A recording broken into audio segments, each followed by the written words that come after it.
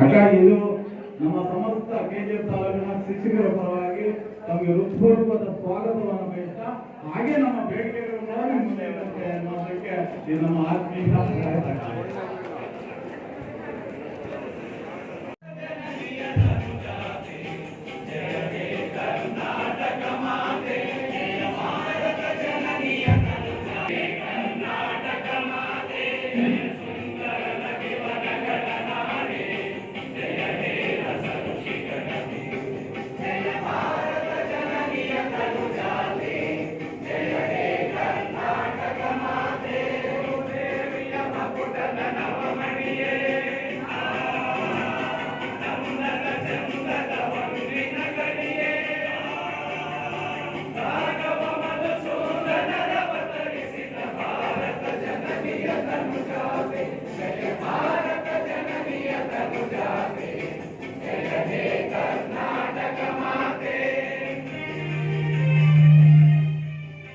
ಆತ್ಮೀಯ ಏನು ಇವತ್ತು ನಾವು ಶಿಕ್ಷಕರು ನಮ್ಮ ವೃತ್ತಿ ನಮ್ಮ ಹೆಮ್ಮೆ ನಾವು ಸಮಾಜದ ಒಂದು ದೃಷ್ಟಿಯನ್ನ ಬದಲಿಸತಕ್ಕಂಥ ಮನಸ್ತತ್ವವನ್ನು ಉಳ್ಳಂತ ನಾವು ಈ ಒಂದು ಕಾರ್ಯಕ್ರಮಕ್ಕೆ ನಾವೆಲ್ಲರಿಗೂ ಸಹ ಇವತ್ತು ಅರ್ಹರಾಗಿ ನಮ್ಮ ಕಾರ್ಯಕ್ರಮಕ್ಕೆ ನಾವೇ ಕಾರ್ಯಕ್ರಮಕ್ಕೆ ಚಾಲನೆಯನ್ನು ಕೊಡಬೇಕು ಅಂತ ಹೇಳಿ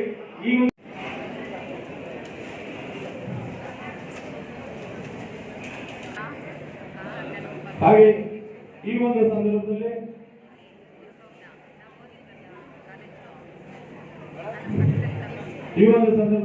ನಮ್ಮ ತಾಲೂಕು ದಂಡಾಧಿಕಾರಿಗಳು ಸದಾ ನಮ್ಮ ಶಿಕ್ಷಕರ ಒಳಿತಿಗಾಗಿ ಸೇವೆಯನ್ನು ಕೊಡ್ತಾ ಇದ್ದಾರೆ. ಹಾಗೆ ಈ ಒಂದು ಕಾರ್ಯಕ್ರಮದಲ್ಲಿ ನಗರಸಭಾ ಆಯುಕ್ತರು ನಾವು ಈ ಗುರುಭವನದ ಸಮಿತಿ ಮತ್ತು ಎಲ್ಲ ವೃಂದ ಸಂಘದ ಪದಾಧಿಕಾರಿಗಳು ಕೂಡ ನಮ್ಮ ಕೆಜಿಎಫ್ನ ಸಮಸ್ತ ಶಿಕ್ಷಕರ ಅಧಿಕಾರಿಗಳು ನಮ್ಮ ನಿಮ್ಮೆಲ್ಲರ ನೆಚ್ಚಿನ ಕ್ಷೇತ್ರ ಶಿಕ್ಷಣಾಧಿಕಾರಿಗಳಾದಂಥ ಸರ್ವಾನ್ಯ ಶ್ರೀ ಇದೇ ಕ್ಷೇತ್ರದಲ್ಲಿ ವಿಆರ್ಸಿ ಕೋಆರ್ಡಿನೇಟರ್ ಆಗಿ ಬಿಇಒ ಹಾಗೆ ಕರ್ತವ್ಯ ನಿರ್ವಹಿಸಿ ಈಗ ಡೈರೆಕ್ಟ್ ಈ ಒಂದು ಸಂದರ್ಭದಲ್ಲಿ ನಮ್ಮ ಕ್ಷೇತ್ರದ ಶಾಸಕರು ಹಾಗೂ ಎಲ್ಲರೂ ಸಹ ದೀಪವನ್ನು ಬೆಳಗೋದ್ರ ಮೂಲಕ ಕಾರ್ಯಕ್ರಮಕ್ಕೆ ವಿದ್ಯುಕ್ತ ಚಾಲನೆಯನ್ನ ಕೊಡ್ತಾ ಇದ್ದಾರೆ.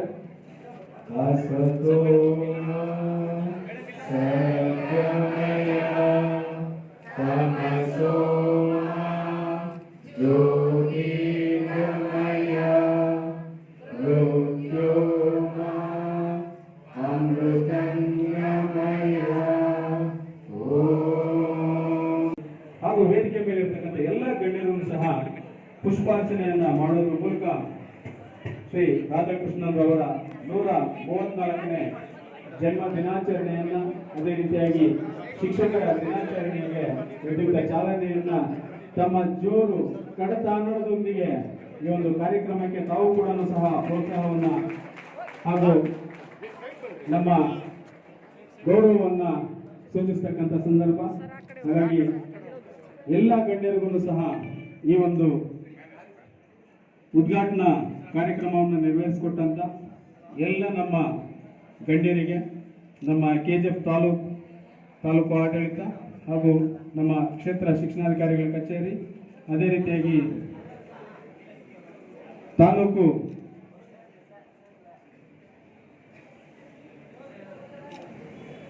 ಆಡಳಿತದ ಪರವಾಗಿ ಸರ್ವರಿಗೂ ಧನ್ಯವಾದಗಳನ್ನು ತಿಳಿಸ್ತಾ ಇದ್ದೇವೆ.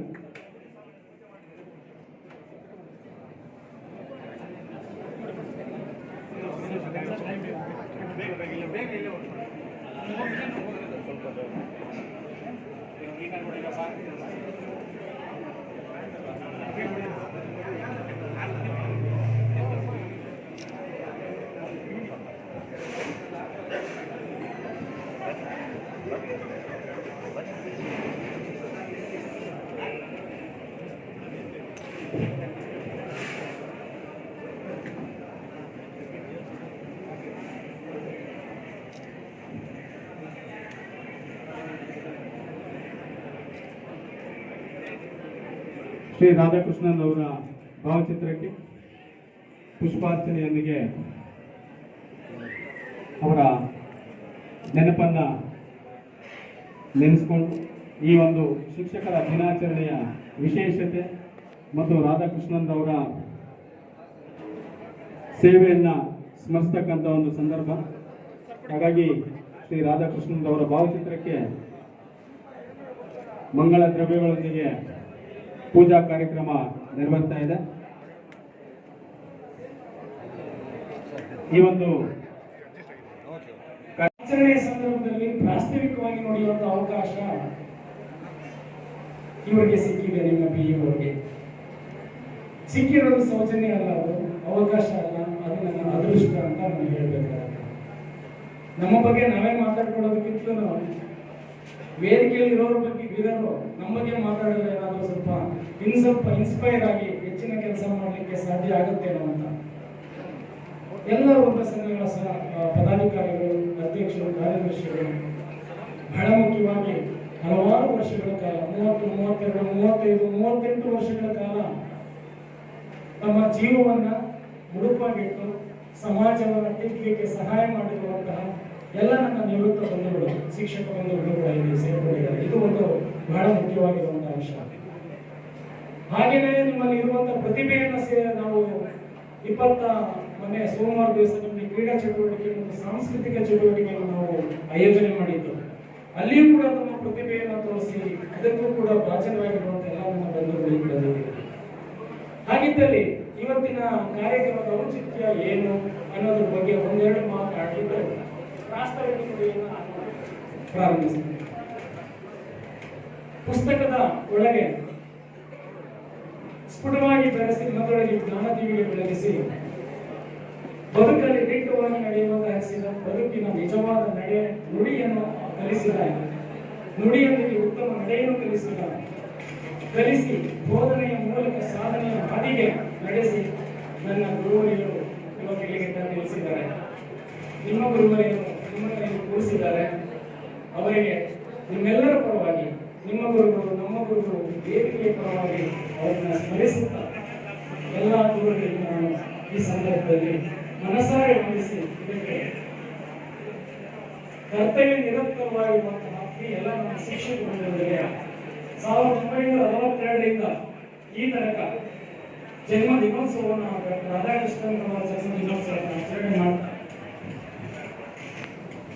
ಆಚರಣೆ ಮಾಡ್ತಾ ಇವತ್ತು 134 ವಸಂತಕ್ಕೆ ಕಾಲಿಟ್ಟಿರುವಂತಹ ಶುಭ ಸಂದರ್ಭದಲ್ಲಿ ಎಲ್ಲರಿಗೂ ಕೂಡ ನನ್ನ ಆತ್ಮೀಯವಾದಂತಹ ಸ್ವಾಗತವನ್ನು ನನ್ನ ವೈಯಕ್ತಿಕವಾಗಿ ಇಲಾಖೆ ಪರವಾಗಿ ಒತ್ತಾಯಿಸುತ್ತೇನೆ. ಸಾವಿರಾರು ದಿನ ನಾವು ಸಂಶೋಧನೆಗೆ ತೊಡಗುವುದಾಗಿ ಒಬ್ಬ ಶಿಕ್ಷಕನೊಂದಿಗೆ ಒಂದು ದಿನ ನಾವು ಕಳೆದ್ರೆ, ಎಷ್ಟೋ ಒಬ್ಬ ಗುರುವಿನೊಂದಿಗೆ ನಮ್ಮ ದಿನಗಳನ್ನು ಕಳೆದ್ರೆ ನಾವು ಎಷ್ಟೋ ವಿದ್ವತ್ತನ್ನು ಸಂಪಾದನೆ ಮಾಡಬಹುದು ಎನ್ನುವ ಜಪಾನಿನ ಒಂದು ಹೇಳಿಕೆ ಮತ್ತು ಅವರ ಒಂದು ಜ್ಞಾನಿಗಳ ಒಂದು ಮಾತನ್ನು ನಾವು ಸ್ಮರಿಸಬಹುದಾಗುತ್ತೆ. ಶಿಕ್ಷಕರ ಹಿರಿಮೆ ಒಂದು ಸಾಲಿನಲ್ಲಿ ಹೇಳಲಿಕ್ಕೆ ಸಾಧ್ಯ ಇಲ್ಲ. ನಮ್ಮ ಮಹತ್ವ ನಮಗೆ ಗೊತ್ತಿದೆ. ಶಿಕ್ಷಕ ಏನ್ ಬೇಕಾದ್ರೂ ಮಾಡಬಹುದು ಸಮಾಜಕ್ಕೆ. ಹಾಗಿದ್ದಲ್ಲಿ ಏನೇನು ಮಾಡಬಹುದು? ಶಿಕ್ಷಕರನ್ನು ವರ್ಣಿಸುವುದಾದರೆ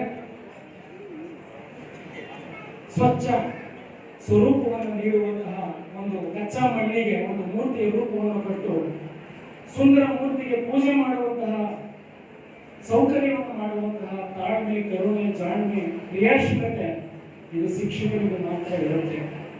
ಹಾಗಾಗಿ ಇವತ್ತಿನ ಜನ್ಮ ದಿನಾಚರಣೆ ವಿಶೇಷವಾದ್ದು. ಪ್ರತಿಯೊಬ್ಬ ವ್ಯಕ್ತಿಯೂ ಕೂಡ ವೃತ್ತಿ ಗೌರವವನ್ನು ಆತ್ಮಸ್ಥೈರ್ಯವನ್ನು ತುಂಬುವಂತಹ ಆ ಒಂದು ಸ್ಥಾನ ಶಿಕ್ಷಕರಿಗೆ ಮಾತ್ರ ಸಿಗುತ್ತೆ, ಎಲ್ಲರಿಗೂ ಸಿಗಲ್ಲ. ಅದು ವೇದಿಕೆ ಮೇಲೆ ಇರುವಂತವರು ಕೂಡ ನಾವು ವೇದಿಕೆ ಮುಂಭಾಗದಲ್ಲಿರುವಂತವರು ಯಾವುದೇ ಒಬ್ಬ ವ್ಯಕ್ತಿ ಮೂರ್ತಿಯಾಗಿ ಪ್ರತಿನಿಧಿಸಬೇಕು ಅಂತಂದ್ರೆ ಅಲ್ಲಿ ಹಲವಾರು ಏಡುಗಳು ಬಿದ್ದು ಆ ಮೂರ್ತಿಗೆ ಪೂಜೆಯನ್ನು ಸಲ್ಲಿಸುವಂತಹ ಒಂದು ಔಚಿತ್ಯತೆ ಬರುತ್ತೆ. ಶಾಲೆಯಲ್ಲಿ ವಿದ್ಯೆ ಕಲಿಸುವವನು ಮಾತ್ರ ಶಿಕ್ಷಕ ಅಲ್ಲ. ಅಷ್ಟೇ ತಾನೇ. ಇವಾಗ ನಮ್ಮ ಶಿಕ್ಷಕರು ಅಂದ್ರೆ ಸಾವಿರಾರು ಜನ ಶಿಕ್ಷಕರು, ಅವರು ನೀವು ಟೀಚರ್ಸ್ ನಮ್ಮ ಚೇರ್ಮನ್ ಕೂತಿದ್ದಾರೆ, ಎಷ್ಟು ಪುಣ್ಯನೇ ಇಲ್ವ ಅದು. ಆ ಥರ ಬಂದ್ಬಿಟ್ಟು ನಮಗೆ ಮೇಡಮ್ ಒಳ್ಳೆ ರೀತಿಯಲ್ಲಿ ಮಾಡಬೇಕು. ಇನ್ನೊಂದು ಒಳ್ಳೇದಂದ್ರೆ ಇದು ಟೀಚರ್ಸ್ ಸರ್ವಪಲ್ಲಿ ರಾಧಾಕೃಷ್ಣನ್ ಸಾಹೇಬರು ಫಸ್ಟ್ ಪ್ರೆಸಿಡೆಂಟ್ ಆಫ್ ಇಂಡಿಯಾ, ಅವರು ಜನ್ಮದಿನ ಫಸ್ಟ್ ವೈಸ್ ಪ್ರೆಸಿಡೆಂಟ್ ಆಗಿತ್ತು, ಆಮೇಲೆ ಪ್ರೆಸಿಡೆಂಟ್ ಆದರು. ಅವರ ಜನ್ಮದಿನ ಬಂದ್ಬಿಟ್ಟು 1962. ಆಲ್ರೆಡಿ ನಮ್ಗೆ ತುಂಬಾ ಖುಷಿ. ನಾನು ಹೋಗಿದ್ದೆ 1962 ಫಸ್ಟ್ ಪ್ರಾಬ್ಲಮ್ ಆಗಿತ್ತು. 1962 ಆಗಿರೋದು. ನಾನು ಓದ್ಬಿಟ್ಟೆ ಬರ್ತೀನಿ, ನಮ್ಮ ಟೀಚರ್ ಹತ್ರ ಕೇಳ್ಬಿಟ್ಟು ಓದ್ಬಿಟ್ಟೆ ಬರ್ತೀನಿ, ತಪ್ಪು ಮಾಹಿತಿ ಕೊಡಬಾರ್ದಲ್ವ. ಆ ಥರ ಆವತ್ತಿಂದ ಇವತ್ತವರೆಗ ನಮ್ಮ ಪ್ರೆಸಿಡೆಂಟ್ ಅವರು ಇದು ಮಾಡಿದ್ದಾರೆ. ನಿಮ್ಮನ್ನ ಹೊಗಳೋದು, ನಿಮ್ಮ ಡಿಮಾಂಡ್ ಹೇಳೋದಕ್ಕಿಂತ ಮೊದಲು ಈ ಸ್ಟೇಜ್ನಲ್ಲಿ ಇರೋರನ್ನೆಲ್ಲ ಮಾತುಬಿಟ್ಟೆ. ನಮ್ಮ ಜನಪ್ರಿಯ ನಾಯಕರು ಶ್ರೀಮತಿ ರೂಪಕಲಾ ಶಶಿಧರ್ ಅವರಿಗೆ ನಮಸ್ಕಾರ. 2 ವರ್ಷ ಏನು ಕೊಡದೆ ಈ ವರ್ಷ ಕೊಡುವ ನಮ್ಮ ತಹಸೀಲ್ದಾರ್ ಮೇಡಮ್ಗೂ ನಮಸ್ಕಾರ. ನಮ್ಮ ಬರೀ ಕಸಗಳು ಕ್ಲೀನ್ ಮಾಡಿಬಿಟ್ಟು ಶೋ ಮಾಡೋದು ಬೇಡ. ನಿಮ್ಮ ಹೆಸರು ಉಡೀಲಿ. ನಮ್ಮ ನವೀನ್ ಚಂದ್ರ ಅವರು ಮುನ್ಸಿಪಾಲಿಟಿನಲ್ಲಿ ಏನು ಸ್ಕೀಮ್ ಇದೆ ಆ ಸ್ಕೀಮನ್ನು ಅದ್ರ ಜೊತೆಯಲ್ಲಿ ನಿಮ್ಮ ಮೇಸ್ಟ್ರು ಯಾರು ಇದ್ರು ಅವ್ರು ನೆನಪು ಮಾಡ್ಕೊಂಡು ನೀವು ಒಂದು ಅನೌನ್ಸ್ ಮಾಡ್ಬೇಕು. ನಿಮ್ಗೆ ಮಾತಾಡೋಕೆ ನಾನು ಚಾನ್ಸ್ ಕೊಡ್ತೀನಿ, ಅವರು ಸ್ವಲ್ಪ ಕೊಡಬೇಕು. ಆಮೇಲೆ ನಮ್ಮ ಸದಸ್ಯರು ಎಲ್ಲ ಬಂದಿದ್ದಾರೆ. ಎಷ್ಟು ಗೌರವಯುತ ಇವತ್ತು ಯಾವುದಾದ್ರು ಒಂದು ಪೋಸ್ಟ್ ಬರಬೇಕು ಒಂದು ಆಫೀಸ್ನಲ್ಲೇ ಬಂದ್ಬಿಟ್ಟು ಒಂದು ಕಾರ್ಯಕ್ರಮ ಮಾಡಿಬಿಟ್ಟು PDO ಆಗಿದ್ರೆ ವೆಲ್ಕಮ್ ಅಂತ ಇದಾಕಿದ್ದಾರೆ. ಇವತ್ತು ನಮ್ಗೆ ಬುದ್ಧಿ ವಿದ್ಯಾ ಕೊಟ್ಟು ದೇವ್ರ ಮುಂದೆ ನಿಮ್ಗೆಲ್ಲ ಸಾಲು ಹಾರೆಲ್ಲ ಹಾಕಿದ್ದಾರೆ. ಆಮೇಲೆ ನಮ್ಮ ಮಾಧ್ಯಮ ಮಿತ್ರರು ಅವರೆಲ್ಲ ಫೋಟೋ ಎಲ್ಲ ತೆಗೆದಿದ್ದಾರೆ, ಪೇಪರ್ನಲ್ಲಿ ಮುಖಾಲ ಬರುತ್ತೆ. ದಯವಿಟ್ಟು ನೀವು ನಮ್ಮ ಬಂದ್ಬಿಟ್ಟು ಕೇಳೋದು ಕೆಲಸ ಮಾಡಬೇಕು. ನಾನು ಎಲ್ಲರೂ ಮಾಡೋದಿದ್ದೆ ಅಲ್ವಾ? ನೀವು ಸ್ಟೇಜ್ ಮೇಲೆ ಕೂತಿದ್ದೀರಾ, ನ್ಯಾಯಸ್ಥಾನ ನ್ಯಾಯ ಕೊಡಿ, ಆಯ್ತಾ? ನ್ಯಾಯ ಕೊಡಬೇಕು. ನೀವು ಡೊನೇಷನ್ ಕೊಡಿ. ನಮ್ಮ ಊರು ಉದ್ಧಾರ ಆಗ್ಬೇಕು, ನಮ್ಮ ಟೀಚರ್ಸ್ ಒಳ್ಳೆ ಯಶಸ್ಸು ಬರಬೇಕು. ನಾವು ಎಲ್ಲ ನಮ್ಮ ಕೈಯಲ್ಲಿ ಏನಕ್ಕೆ ಸಾಧ್ಯ ಇದೆಯೋ ಅದೆಲ್ಲ ನಾನು ಮಾಡ್ಕೊಡ್ತೀನಿ ಅಂತ ನಿಮ್ಗೆ ಭರವಸೆ ಕೊಟ್ಟು ತುಂಬಾ ಟೈಮ್ ಕೊಟ್ಟು ಮಾತಾಡೋಕ್ಕೆ ನಮಗೆ. ಇನ್ನ ಮುಂದಿನ ದಿನಗಳಲ್ಲಿ ಸಂಬಳ ಕೊಡ್ತೀನಿ ಹೇಳ್ತೀನಿ.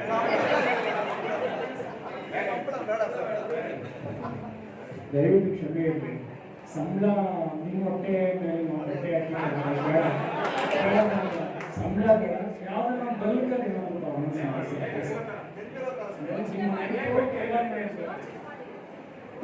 ಸರ್ ಇವಾಗ ನಮ್ಮ ಹೋಮ್ ಡಿಪಾರ್ಟ್ಮೆಂಟ್ ಅಲ್ಲಿ ಪರ್ಮಿಷನ್ ಕೇಳ್ಕೊಟ್ಟ ನಾನು, ಎಲ್ಲಿ ನಮ್ಮ ಹೆಂಡತಿ ಹತ್ರ ನಾನು ಸಂಬಳ ಕೊಡ್ತೀನಮ್ಮ ಅಂತ. ಯಾಕಂದ್ರೆ ಅವ್ರು ಸಂಬಳ ಮಾಡ್ತಾರೆ, ಒಂದು ಜೀವನ ಮಾಡಿ ಬರೋಣ, 2000 ಕೊಡೋದು ಸಾಕು. ನನ್ನ ಸಂಬಳ ಕೊಡ್ತೀರಿ ಅಂದ್ರೆ ಬೇಡ ಅನ್ನಂತಾರೆ. ಪೇರೆಂಟ್ಸ್ ಅನ್ಬೇಕು ನಿಮ್ಗೆ ಏನ್ ಬೇಕು ಸರ್? ಕೇಳ್ತಾರೆ. ನಮ್ಮ ಮೇಡಮ್ ಇದಾರಲ್ವಾ, ಮೇಡಮ್ ಇದ್ದಾರೆ. ನಮ್ದು ರಾಜ್ಯದಲ್ಲಿ ಒಂದು 15 ಲಕ್ಷ ನಮ್ದು ನಿಲ್ಸಿದ್ರೆ ಪರವಾಗಿಲ್ಲ, ನೆಕ್ಸ್ಟ್ ಮಾಡಿ ಬರ್ತೀನಿ. ಅದು ಒಂದು 20 ಲಕ್ಷ ರೂಪಾಯಿ ಹೇಳಿದ್ದೀನಿ. ಇದೇನ್ ಬೇಕಾ? ನಿಮ್ಮ ಪರವಾಗಿ 1 ಕೋಟಿ ಕೇಳಿದ್ದೀನಿ.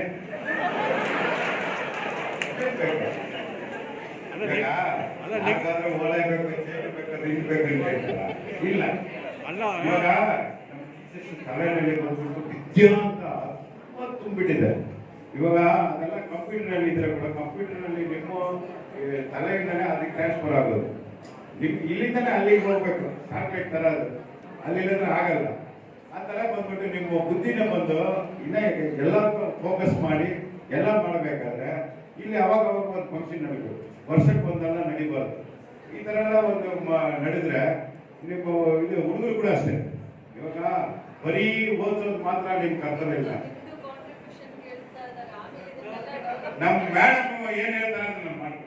ನಮ್ಮ ಶಿಕ್ಷಕರು ಅಲ್ಲ ಖಂಡಿತ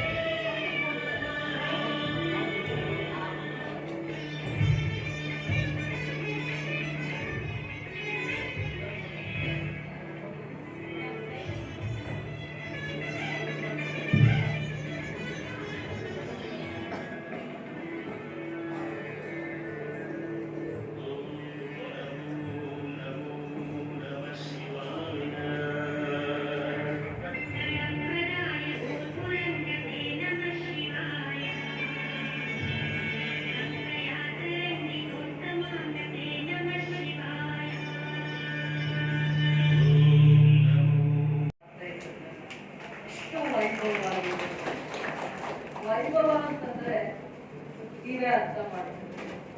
ಇಷ್ಟು ಗೌರವವಾಗಿ, ಇಷ್ಟು ತಾಳ್ಮೆಯಿಂದ, ಇಷ್ಟು ಅರ್ಥಪೂರ್ಣವಾಗಿ, ಇಷ್ಟು ವಿಚಾರವಂತರ ಬೇಡಿಕೆ ಆಗಿರುತ್ತೆ ಅಂತ ನಾನು ಈ ಕಾರ್ಯಕ್ರಮನ ಅರ್ಥ ಮಾಡ್ತೀನಿ. ವಿಚಾರವಂತರು ಯಾರು? ವಿಚಾರವಂತರು ಅಂದ್ರೆ ಶಿಕ್ಷಕರ ಈ ದೇಶವನ್ನ ಸನ್ಮಾರ್ಗದಲ್ಲಿ ನಡೆಸುವಂಥದ್ದು. ನಾವು ಮಹಾಭಾರತನ ನೋಡ್ತೀವಿ. ಮಹಾಭಾರತದಲ್ಲಿ ಶ್ರೀಕೃಷ್ಣ ಗುರುವಾಗಿ ಯಾರಿಗೆ? ಅರ್ಜುನನಿಗೆ ಗುರುವಾಗಿ, ಧರ್ಮದ ಪರವಾಗಿ ಗುರುವಾಗಿ. ಕೃಷ್ಣನೇ ದೇವರು, ಆದರೂ ಕೂಡ ಶಿಷ್ಯರನ್ನ, ಧರ್ಮರಾಯನ, ಅರ್ಜುನನ, ಪಾಂಡವರನ್ನ ರಕ್ಷಣೆ ಮಾಡಬೇಕು ಅನ್ನುವಂಥ ಸಂದರ್ಭ ಬಂದಾಗ ಶ್ರೀಕೃಷ್ಣ ಯಾವ ದಾರಿಯಲ್ಲಿ ನಡೀತಾರೆ? ಗುರುವಾಗಿ ನಿಲ್ತಾರೆ. ಅಂದ್ರೆ ಗುರು ತನ್ನ ಪವಿತ್ರತೆಯನ್ನ ಆ ಕಾಲದಿಂದ ಉಳಿಸ್ಕೊಂಡು ಬಂದಿದೆ. ದ್ವಾಪರ ಯುಗ, ತ್ರೇತಾಯುಗ, ಎಷ್ಟು ಯುಗಗಳನ್ನ ನಾವು ನೋಡ್ಕೊಂಡು ಬಂದಿದ್ದೀವಿ. ಗುರುವಿನ ಪಾವಿತ್ರತೆ ಅವತ್ತು ಕಡಿಮೆ ಆಗಿಲ್ಲ, ಇವತ್ತು ಕೂಡ ಕಡಿಮೆ ಆಗಿಲ್ಲ. ಪ್ರತಿಯೊಂದು ಪ್ರಜೆ, ಭಾರತದಲ್ಲಿ ಹುಟ್ಟಿರುವಂಥ ಪ್ರತಿಯೊಂದು ಪ್ರಜೆ ಜೀವನದಲ್ಲಿ ಏನಾದ್ರೂ ಒಂದು ಸನ್ಮಾರ್ಗದಲ್ಲಿ ನಡಿಬೇಕು ಅಂತಂದ್ರೆ, ಒಳ್ಳೆ ದಾರಿಯಲ್ಲಿ ನಡಿಬೇಕು ಅಂತಂದ್ರೆ, ದೂರದೃಷ್ಟಿ ಇಟ್ಕೊಂಡು ಏನಾದ್ರೂ ಒಳ್ಳೇದ್ ಮಾಡ್ಬೇಕು ಅಂದ್ರೆ, ಸಮಾಜಕ್ಕೆ ಒಳ್ಳೇದ್ ಮಾಡ್ಬೇಕು ಅಂದ್ರೆ ಅದ್ರ ಹಿಂದೆ ಯಾರಿರ್ತಾರೆ ಅಂದ್ರೆ ಅದ್ರ ಹಿಂದೆ ಗುರು ಇರ್ತಾರೆ. ತಂದೆ ತಾಯಿ ಖಂಡಿತವಾಗೂ ಜನ್ಮ ಕೊಡ್ತಾರೆ. ಜನ್ಮ ಕೊಡೋದೊಂದು ಜವಾಬ್ದಾರಿ ಆದ್ಮೇಲೆ ಮಕ್ಕಳಿಗೆ ಏನೆಲ್ಲ ಸಹಾಯ ಮಾಡ್ಬೇಕು, ಮಕ್ಕಳನ್ನ ಬಹಳ ವೈಭವದಲ್ಲಿ ನೋಡ್ಕೋಬೇಕು, ಅವ್ರಿಗೆ ಏನೂ ಕಷ್ಟ ಬರದೇ ಇರುವಂತ ಎಲ್ಲ ದುಡಿಮೆಗಳು ನಾನೇ ಮಾಡ್ಬೇಕು ಅನ್ನುವಂತ ಆಲೋಚನೆ ಅವರಲ್ಲಿರುತ್ತೆ. ಆದ್ರೆ ಗುರುಗಳಿಗೆ ಮಾತ್ರ ತನ್ನ ಮಕ್ಕಳನ್ನ, ತನ್ನ ಶಿಷ್ಯರನ್ನ, ತನ್ನ ವಿದ್ಯಾರ್ಥಿಗಳನ್ನ ಸನ್ಮಾರ್ಗದಲ್ಲೇ ನಡೆಸಬೇಕು, ಒಳ್ಳೆ ವಿದ್ಯಾಭ್ಯಾಸವನ್ನ ಕೊಡಿಸ್ಬೇಕು. ಅವರಲ್ಲಿ ಏನೆಲ್ಲ ಕಲೆ ಇದೆ ಹುಡುಕುವಂತ ಆರ್ಕಿಟೆಕ್ಟ್ ಹೇಳ್ತಾ ಇದ್ನು ನಮ್ಮ BO ಸರ್. ಆರ್ಕಿಟೆಕ್ಟ್ ಯಾರಾಗ್ತಾರೆ? ಮಕ್ಕಳ ಭವಿಷ್ಯದಲ್ಲಿ ಉತ್ತಮವಾಗಿರುವಂತ ಕಲೆಯನ್ನ ಹುಡುಕುವಂತ ಆರ್ಕಿಟೆಕ್ಟ್ ಶಿಕ್ಷಕರೇ ಆಗ್ತಾರೆ ಅನ್ನುವಂಥದ್ದನ್ನ ನಾವು ಹೆಮ್ಮೆಯಿಂದ ಹೇಳ್ಕೊಳ್ಬೇಕಾಗುತ್ತೆ. ಆ ಕಲೆ ಏನಾದ್ರೂ ಇದ್ರೆ ಅದು ನಿಮ್ಮಲ್ಲಿ ಮಾತ್ರ ಇರುತ್ತೆ. ಮನೆಗೆ ಎಷ್ಟು ಒಳ್ಳೆ ಇರುವಂತ ಆರ್ಕಿಟೆಕ್ಟ್ ನ ಹುಡುಕ್ತೀವಿ, 10 ಲಕ್ಷ ಕೊಡ್ತೀವಿ, 5 ಲಕ್ಷ ಕೊಡ್ತೀವಿ, ಮನೆ ಕರ್ಕೊಂಡು ಬರ್ತೀವಿ. ಈ ಮನೆಗೆ ತುಂಬಾ ಒಳ್ಳೆ ವಿನ್ಯಾಸ ಅಂದ್ರೆ ಈ ಮನೆ ತುಂಬಾ ಕಳೆಯನ್ನ ಕೊಡ್ಬೇಕು ಅಂತ ಹೇಳ್ತೀವಿ. ಮನೆ ಕಟ್ಟುವಾಗ ದೂರ ಮಾಡಿ ಬದುಕುವಂತ ಮನೆ ಹಿಂಗಿರ್ಬೇಕು, ಹಿಂಗಿರ್ಬೇಕು, ಹೌದಲ್ವಾ? ಮಕ್ಕಳು ಕೂಡ ಅವ್ರ ಭವಿಷ್ಯ ಕೂಡ, ಭವಿಷ್ಯದಲ್ಲಿ ಅವ್ರ ಬದುಕು ಕೂಡ ಹೇಗಿರ್ಬೇಕು ಅಂತಂದ್ರೆ ಆ ಭವಿಷ್ಯ ಕಟ್ಟುವಂಥದ್ದು ಗುರು ಯಾರಂದ್ರೆ ನೀವೇ. ಆ ಆರ್ಕಿಟೆಕ್ಟ್ ಅನ್ನುವಂಥ ಪದ ಭವಿಷ್ಯದ ಪ್ರಜೆಯನ್ನ, ಉತ್ತಮವಾಗಿರುವಂತ ಪ್ರಜೆಯನ್ನ ಸಮಾಜಕ್ಕೆ ಕೊಡುಗೆ ಏನಾದ್ರು ಕೊಡ್ಬೇಕು ಅಂದ್ರೆ ಆ ಶಕ್ತಿ, ಆ ತಿಳುವಳಿಕೆ, ಆ ವಿಚಾರವಂತಿಕೆ, ಆ ಪ್ರಜ್ಞಾವಂತಿಕೆ ಯಾರೆಲ್ಲಾದ್ರೂ ಇದೆ ಅಂತಂದ್ರೆ ಅವತ್ತು ಇವತ್ತಿನ ಶಿಕ್ಷಕರಲ್ಲಿ ಮಾತ್ರ ಇರುತ್ತೆ.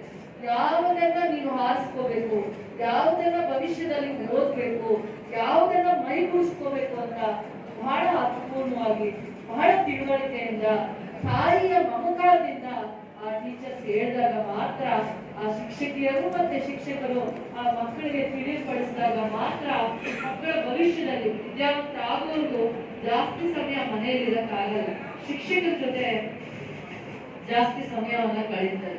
ಶಿಕ್ಷಕರಿಗೆ ಏನು ತ್ಯಾಗ ಮನೋಭಾವನೆ ಇರುತ್ತೆ ಅಂತಂದ್ರೆ ನಿಮ್ಮಲ್ಲಿ ಏಕಾಗ್ರತೆ ಜಾಸ್ತಿ ಇರುತ್ತೆ, ಡೆಡಿಕೇಶನ್ ಜಾಸ್ತಿ ಇರುತ್ತೆ.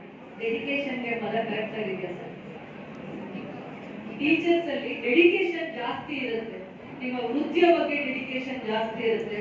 ಮಕ್ಕಳು ಯಾವುದೇ ಒಂದು ವಿಚಾರದಲ್ಲಿ ಒಳ್ಳೆ ಅಂಕಗಳನ್ನ ಪಡಿಬೇಕಾದ್ರೆ ನಿಮ್ಮನ್ನ ನೀವು ಫಸ್ಟ್ ನಿಮ್ಮ ಸಮಯ ಜಾಸ್ತಿ ಕೊಡ್ತೀರಾ, ನಿಮ್ಮ ಡೆಡಿಕೇಶನ್ ಜಾಸ್ತಿ ಇರುತ್ತೆ. ಮತ್ತೆ ಯಾವ್ದಾದ್ರು ಸ್ಕೂಲಲ್ಲಿ ಒಂದು ಮಗು 100 ಅಂಕ ಗಳಿಸ್ಬೇಕು ಅಂದ್ರೆ, ಯಾವುದೇ ಒಂದು ಸಬ್ಜೆಕ್ಟ್ ಅಲ್ಲಿ 100 ಅಂಕ ಗಳಿಸ್ಬೇಕಂದ್ರೆ ಅದೇ 10ರಷ್ಟು ಪರಿಶ್ರಮ ಮಕ್ಕಳಿಗಿಂತ ಜಾಸ್ತಿ ಯಾರು ಮಾಡಿರ್ತಾರೆ? ಟೀಚರ್ಸೇ ಮಾಡಿರ್ತಾರೆ. ಒಂದು 1ನೇ ಕ್ಲಾಸ್ ಅಲ್ಲಿ ಇರುವಂತ ತಿಳುವಳಿಕೆ ಇರುವಂತ ಮಗುನ 10ನೇ ಕ್ಲಾಸ್ ಅಲ್ಲಿ ಇಡೀ ರಾಜ್ಯದಲ್ಲಿ ಉತ್ತಮವಾಗಿರುವಂತ ಫಲಿತಾಂಶ ತರಲೇಬೇಕು ಅನ್ನುವಂತ ಮನಸ್ಸು, ಆ ಏಕಾಗ್ರತೆ, ಆ ಚಿಂತನೆ, ಆ ಆಲೋಚನೆ ನಿಮ್ಮಲ್ಲಿ ಬಂದಾಗ ಮಾತ್ರ ಮಕ್ಕಳು ಅದರಲ್ಲಿ ಫಲಿತಾಂಶ ತೆಗಿಲಿಕ್ಕೆ ಅವಕಾಶ ಆಗುತ್ತೆ. ಈ ಮುಂದೆ ಕಾರ್ಯಕ್ರಮ ಶುರುವಾಗಕ್ಕೆ ಮುಂಚೆ ನಾನು ನೋಡಿದೆ, ಪ್ರಾರ್ಥನೆ ಮಾಡಿದ್ವಿ. ಆ ಶಿಕ್ಷಕರಲ್ಲಿ ಏನೋ ಒಂದು ಕಲೆನೂ ಇದೆ. ಏನಂತಾರೆ ಊರಲ್ಲಿ, ಕಳೆ ಇರ್ಬೇಕು ಅಂತ ಹೇಳ್ತಾರೆ. ಹೌದು, ಹಸು ನೋಡಿದ್ರೆ ಒಂದು ಕಳೆ ಇದೆ ಅಂತ ಹೇಳ್ತಾರೆ. ನಮಗೆ ದೇವರೇ ಕಾಣಿಸ್ತಾರೆ, ಹೌದಲ್ವಾ? ಅದೊಂದು ಮೂಕ ಪ್ರಾಣಿ. ಹಸು ಅನ್ನೋದು ದೇವರು ಹೋಲಿಸ್ತೀವಿ, ನಿಜ ಅಲ್ವಾ? ಒಂದು ಮೂಕ ಪ್ರಾಣಿಯಾಗಿ ನಾವು ಪ್ರತಿದಿನ ಕಾಫಿ ಕುಡಿಬೇಕು, ಟೀ ಕುಡಿಬೇಕು, ಹಾಲನ್ನೇ ಉಟ್ಕೊಂಡ್ ಬರ್ತೀವಿ. ಹಸು ಹಾಲೇ ಬೇಕು, ಆಕಳದೇ ಬೇಕು, ಪ್ಯಾಕೆಟ್ ಅಲ್ಲಿ ಬರ್ಲಿ, ನೇರವಾಗಿ ಬರ್ಲಿ, ಹೌದಲ್ವಾ? ಒಂದು ಮೂಕ ಪ್ರಾಣಿ, ಒಂದು ಮೂಕ ಹಸು ತನ್ನ ಬದುಕಿನ ಅಂದ್ರೆ ತಾನು ಹುಟ್ಟದ ಮೇಲೆ ಈ ಭೂಮಿ ಮೇಲೆ ತನ್ನ ಬದುಕಿನ ದುಡ್ಡುಕು ಅಂದ್ರೆ ತನ್ನ ಜೀವನದುದ್ದಕ್ಕೂ ಏನು ಕೊಡುಗೆ ಕೊಡುತ್ತೆ? ನಿಸ್ವಾರ್ಥವಾಗಿರುವಂತ ಸೇವೆ ಒಂದು ಮೂಕ ಪ್ರಾಣಿ ಮಾಡುವಾಗ ದೇವರು ಇಷ್ಟೆಲ್ಲ ತಿಳುವಳಿಕೆ, ಇಷ್ಟೆಲ್ಲ ಬುದ್ಧಿ, ಶಕ್ತಿ, ಅವಕಾಶಗಳನ್ನ, ಉತ್ತಮವಾಗಿರುವಂತ ಪ್ರಜೆ ಯಾಕೆ ಆಗ್ತಾರೆ ಅಂದ್ರೆ ಎಷ್ಟೋ ಜನ ಕೂಲಿಗೆ ಹೋಗುವಂತವ್ರು, ಕಷ್ಟ ಜೀವಿಗಳು, ಗಾರ್ಮೆಂಟ್ ಅಲ್ಲಿ ಕೆಲಸ ಮಾಡೋ ಕಾರ್ಮಿಕರು, ಚಿಕ್ಕ ಕೆಲಸ ಮಾಡೋ ಕಾರ್ಮಿಕರು, ಆ ಮಕ್ಕಳನ್ನ ನೀವು ತಂದೆ ತಾಯಿ ಆಗಿದ್ದೀರಾ ಅನ್ನೋಂತ ನಂಬಿಕೆ ಅಂತ ನಿಮ್ಮ ಮಡಲಲ್ಲಿ ಹಾಕಿ ಹೋಗಿರ್ತಾರೆ. ಎಲ್ಲೋಗಿರ್ತಾರೆ? ನಿಮ್ಮ ಮಡಲಿಗೆ ಹಾಕಿ ತಮ್ಮ ಜೀವನ ಬದುಕ್ಬೇಕಲ್ವಾ? ಪ್ರತಿದಿನ ಬದುಕ್ಬೇಕು, ಮಕ್ಕಳನ್ನ ಆರೈಕೆ ಮಾಡ್ಬೇಕು, ಮನೆ ನಡಿಬೇಕು, ಜೀವನ ನಡಿಬೇಕು. ಇಡೀ ನಮ್ಮ ದೇಶ ಕೃಷಿ ಮಾಡುವಂತ ಕೃಷಿಕರು, ಬೇರೆ ಕೆಲಸ ಮಾಡುವಂತವ್ರು, ಸ್ವಾಭಿಮಾನವಾಗಿ ಬದುಕು ಕಟ್ಕೊಳ್ಳುವಂತವ್ರು, ಪ್ರತಿಯೊಬ್ರು ದುಡಿಲೇಬೇಕು ಅನ್ನೋ ಮನಸ್ಥಿತಿಯಲ್ಲಿರೋ ಪ್ರತಿಯೊಬ್ರು, ಆ ಪ್ರತಿ ಜೀವಿನೂ ಯಾರನ್ನ ನಂಬ್ತಾರೆ? ದೇವರಾದ್ಮೇಲೆ ನಿಮ್ಮನ್ನ ಮಾತ್ರ ನಂಬ್ತಾರೆ. ಯಾಕೆ? ಶಾಲೆ ವಾತಾವರಣದಲ್ಲಿ ಬಿಟ್ಟಿದ್ರೆ ಧೈರ್ಯವಾಗಿ ಅವ್ರ ಕೆಲಸಗಳಿಗೆ ಹೋಗ್ತಾರೆ. ಶನಿವಾರ ಒಂದಿನ ಅವ್ರಿಗೂ ರಜೆ, ನಿಮ್ಗೂ ರಜೆ, ಮಿಕ್ಕಿದ ಎಲ್ಲಾ ದಿನ ಎಲ್ಲಿರ್ತಾರೆ? ಹುಟ್ಟದ ಮೇಲೆ ಅಂಗನವಾಡಿಯಿಂದ ಹಿಡಿದು ಶಾಲಾ ವ್ಯವಸ್ಥೆಯಿಂದ ಹಿಡಿದು ಎಲ್ಲ ಹಂತದಲ್ಲಿ. ಯಾಕಂದ್ರೆ ತಂದೆ ತಾಯಿಗಿಂತ ನೀವು ಒಂದು ಮೆಟ್ಲು ಮೇಲೆ, ಒಂದು ಹಂತ ಮೇಲೆ ಇರ್ತೀರ. ಕುಟುಂಬ ಎಷ್ಟೋ ಸಾವಿರಾರು ಮಕ್ಕಳಿಗೆ ವಿದ್ಯೆಯನ್ನ ಕೊಡ್ತೀರಾ, ತಿದ್ದಿರ್ತೀರಾ. ಎಷ್ಟೋ ಮಕ್ಕಳಿಗೆ ಗೊತ್ತಾಗ್ದೇನೆ ಫೀಸ್ ಕಟ್ತೀರಾ, ತುಂಬಾ ಬಡವ್ರ ಮಕ್ಕಳಲ್ಲಿ. ಅದೇ ಮಕ್ಕಳಲ್ಲಿ ಏನು ಅವರಲ್ಲಿ ಕಲೆ ಇದೆ, ಯಾವ ವಿಚಾರದಲ್ಲಿ ತಿಳುವಳಿಕೆ ಇದೆ, ಯಾವ ವಿಚಾರದಲ್ಲಿ ಅವರಿಗೆ ದೂರದೃಷ್ಟಿ ಇದೆ ಅನ್ನುವಂಥದ್ದನ್ನ ಮೊದಲನೇ ಗುರು ತಿಳ್ಕೊಳ್ಳುವಂಥದ್ದೇ ನೀವು. ತಂದೆ ತಾಯಿ ತಿಳ್ಕೊಳ್ಳೋದು, ನಮ್ಮ ಮಗು ಡಾಕ್ಟರ್ ಆಗ್ತಾರ ಅಥವಾ ನಮ್ಮ ಮಗು ಇಂಜಿನಿಯರ್ ಆಗ್ತಾರ, ಟೀಚರ್ ಆಗ್ತಾರ, ಏನಾಗ್ತಾರ ಅವ್ರಿಗೆ ಗೊತ್ತಿರಲ್ಲ. ಆ ದೂರದೃಷ್ಟಿ ಏನಾದ್ರು ಇದೆ ಅಂತಂದ್ರೆ ಈ ಮಗು ಇಂಥದೇ ದಾರಿಯಲ್ಲಿ ಹೋಗ್ತಾರೆ ಅಂತ ಏನಾದ್ರು ಶಕ್ತಿ ಇದೆ, ತಿಳುವಳಿಕೆ ಇದೆ, ಅದನ್ನ ತಿಳ್ಕೊಳ್ಳುವಂತ ಶಕ್ತಿ ಏನಾದ್ರು ಇದೆ ಅಂದ್ರೆ ಅದು ನಿಮ್ಗೆ ಮಾತ್ರನೇ ಇದೆ. ಇವರಲ್ಲಿ ಈ ಕಲೆ ಇದೆ, ಇದ್ರಲ್ಲಿ ಮ್ಯಾಥ್ಸ್ ಅಲ್ಲಿ ಚೆನ್ನಾಗಿ ಮಾಡ್ತಾನೆ, ಸೈನ್ಸ್ ಅಲ್ಲಿ ಚೆನ್ನಾಗಿ ಮಾಡ್ತಾನೆ, ವಿಜ್ಞಾನದಲ್ಲಿ ಅಥವಾ ಸೋಷಿಯಲ್ ಸ್ಟಡೀಸ್ ಅಲ್ಲಿ ತುಂಬಾ ಚೆನ್ನಾಗಿದೆ, ಜನರಲ್ ನಾಲೆಡ್ಜ್ ಇದೆ ಅನ್ನೋಂಥ ಕಲೆನ ಹುಡುಕುವಂತ ಶಕ್ತಿ ನಿಮ್ಮಲ್ಲಿದೆ. ನೀವು ಪ್ರೇರಣೆ ಆಗ್ತೀರಾ ಇಡೀ ಜಗತ್ತಿಗೆ. ಯಾವತ್ತೂ ಕೂಡ ಶಿಕ್ಷಕರು ಎಲ್ಲರಿಗಿಂತ ಒಂದು ಹಂತ ಮೇಲು. ಯಾಕೆ ಅಂದ್ರೆ ಇವತ್ತು ಯಾರೇ ಒಬ್ರು ಒಂದು ಜವಾಬ್ದಾರಿಗೆ ಬರಬೇಕು, ಒಂದು ದೂರದೃಷ್ಟಿಯಿಂದ ಕೆಲಸ ಮಾಡಬೇಕು, ಸಮಾಜಕ್ಕೆ ಉತ್ತಮವಾಗಿರುವಂತ ಪ್ರಜೆ ಆಗ್ಬೇಕು ಅಂದ್ರೆ ಅದ್ರ ಹಿಂದೆ ಗುರಿ ಮುಂದಿರ್ಬೇಕು. ಗುರಿ ಹಿಂದೆ ಶಿಕ್ಷಕರಿರ್ಬೇಕಾ? ಗುರು ಇರ್ಬೇಕು. ಗುರಿ ಯಾವುದೇ ಒಂದು ವ್ಯಕ್ತಿಗೆ ಗುರಿ ಇರ್ಬೇಕು, ರಿಸಲ್ಟ್. ಆ ಗುರಿ ಹಿಂದೆ ಆ ದಾರಿಯನ್ನ ನಾವು ಮುಟ್ಟಬೇಕು ಅಂತಾರೆ ಗುರು ಇರ್ಬೇಕು ಅಂತ ನನ್ನ ಆ ಕಾಲದಲ್ಲಿ ನಾವು ವಿದ್ಯಾರ್ಥಿಗಳಿರುವಂತ ಸಂದರ್ಭದಲ್ಲಿ ನನಗೆ ಗುರುಗಳು ಹೇಳ್ತಾ ಇರುವಂತ ಮಾತು. ಯಾಕೆಂದ್ರೆ ನಾವು ಶಾಲೆಗೆ ಹೋಗುವಂತ ದಿನಗಳಲ್ಲಿ ಜಾಸ್ತಿ ಸಮಯ ನಾವು ನಮ್ಮ ತಂದೆ ತಾಯಿನ ಜೊತೆಯಲ್ಲಿ ಇರಕ್ಕೆ ಆಗ್ತಾ ಇರಲಿಲ್ಲ. ನಮ್ಮ ತಂದೆಯವರು ಸೆಷನ್ ಬಂದ್ರೆ 2 ತಿಂಗಳು ಕಾಣಿಸ್ತಾ ಇರಲಿಲ್ಲ. 2 ತಿಂಗಳೇನು ಅದಕ್ಕಿಂತ ಜಾಸ್ತಿ. ಯಾವಾಗೋ ಒಂದು ಈಗಾಗಲೇ ಫ್ಲೈಟ್ಸ್ ಎಲ್ಲ ಜಾಸ್ತಿ ಆದಾಗ ಶನಿವಾರ ಭಾನುವಾರ ಬರೋದಿರ್ತಾರೆ. ಅವಾಗೆಲ್ಲ ನಾವು ಯಾರ ಆಶ್ರಯದಲ್ಲಿ ಇರ್ತಾ ಇದ್ವಿ ಅಂದ್ರೆ ನಿಮ್ಮಂತ ಗುರುಗಳ ಆಶ್ರಯದಲ್ಲಿ ಇದೇ ಮಾರ್ಗದಲ್ಲಿ ನಡಿಬೇಕು, ಇದೇ ರೀತಿ ನೀವು ಒಬ್ಬ ಮನುಷ್ಯನಿಗೆ ಇರಬೇಕು. ಏನೇ ಕಷ್ಟ ನಮಗ್ ಬಂದ್ರು ಅದನ್ನ ಸಹಿಸ್ಕೊಳ್ಳುವಂತ ತಾಳ್ಮೆ, ವಿಚಾರವಂತಿಕೆ ನಮ್ಮಲ್ಲಿ ಇರ್ಬೇಕು. ಏನೇ ಕಷ್ಟ ಆದ್ರೂ ನೋವಾದ್ರೂ ಕಾಪಾಡ್ಬೇಕಂದ್ರೆ ನಮ್ಮ ಜವಾಬ್ದಾರಿ ಆಗಿರುತ್ತೆ. ನಾವೆಲ್ಲರೂ ಕೂಡ ಅವರ ಏನೇನ್ ಬೇಡಿಕೆಗಳಿದಾವೆ ಅದರಲ್ಲಿ 100ರಲ್ಲಿ 90 ಭಾಗ, 100 ಭಾಗ ಗೊತ್ತಿಲ್ಲ, 100 ಭಾಗನೂ ನಾನು ಈಡೇರಿಸ್ಬೇಕನ್ನುವಂತ ಆಸೆ ಮನಸ್ಸು ನನಗಿದೆ.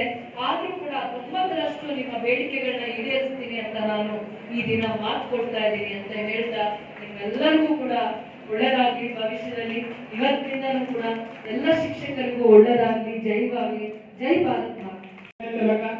ರೆಡಿಯಾಗಿರ್ಬೇಕು. ಮತ್ತೆ ಚಿಕ್ಕನಾಗಪ್ಪ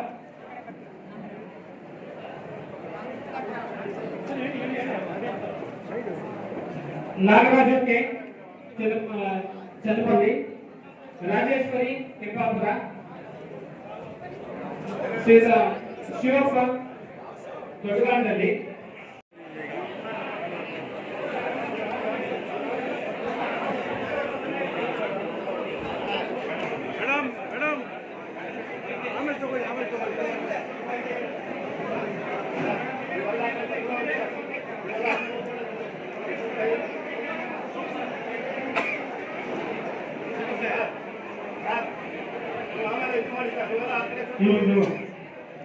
ನಿವೃತ್ತ ಶಿಕ್ಷಕರಿಗೆ ಸನ್ಮಾನವನ್ನ ಮಾಡತಕ್ಕಂಥ ಒಂದು ಈ ಕಾರ್ಯಕ್ರಮವನ್ನ ನಮ್ಮ ನಗರಸಭೆಯ ಅಧ್ಯಕ್ಷರು, ಉಪಾಧ್ಯಕ್ಷರು ಮತ್ತೆ ಆಯುಕ್ತರು ಕೂಡ ಇವರೆಲ್ಲರೂ ಸೇರಿ ನಮಗೆ ಈ ಒಂದು ಕಾರ್ಯಕ್ರಮಕ್ಕೆ ನಮಗೆ ಸಹಕಾರವನ್ನು ನೀಡಿದ್ದಾರೆ. ಈ ಸಂದರ್ಭದಲ್ಲಿ ಅವರಿಗೆ ತುಂಬ ವಿಧದ ಧನ್ಯವಾದಗಳನ್ನು ಅರ್ಪಿಸ್ತಾರೆ.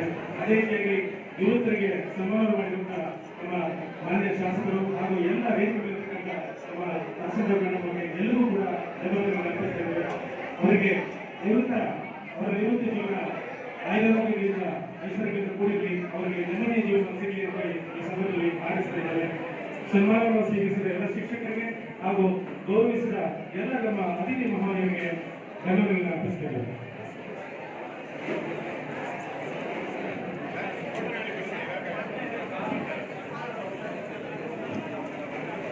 ಗೌರವವನ್ನು ಸ್ವೀಕರಿಸಿದ ವೇದಿಕೆಯಲ್ಲಿರ್ತಕ್ಕಂಥ ಕೊಟ್ಟಿರ್ತಕ್ಕಂಥ ನಮ್ಮ ರೂಪಕಲಾ ಶಶಿಧರ್ ಮೇಡಮ್ ಅವರಿಗೆ ಸಮಸ್ತ ಕೆಜಿಎಫ್ನ ಶಿಕ್ಷಕರ ಪರವಾಗಿ ಹಾಗೂ ನಮ್ಮ ಪಿಯು ಕಚೇರಿ ವತಿಯಿಂದ ಎಲ್ಲ ವೃಂದ ಸಂಘಗಳು ಮತ್ತೆ ಶಿಕ್ಷಕ ಸಂಘಟನೆಗಳಿಂದ ಅವರಿಗೆ ಅನಂತ ಧನ್ಯವಾದಗಳನ್ನ ಸಲ್ಲಿಸ್ತಾ ಇದ್ದೀವಿ.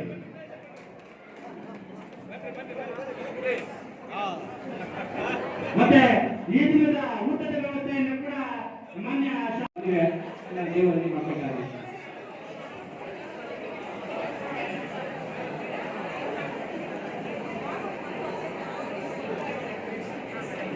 ಸನ್ಮಾನವನ್ನು ಸಿಗಂತೆ ಎಲ್ಲರೂ ಕೊಡಲಾಗಿದೆ.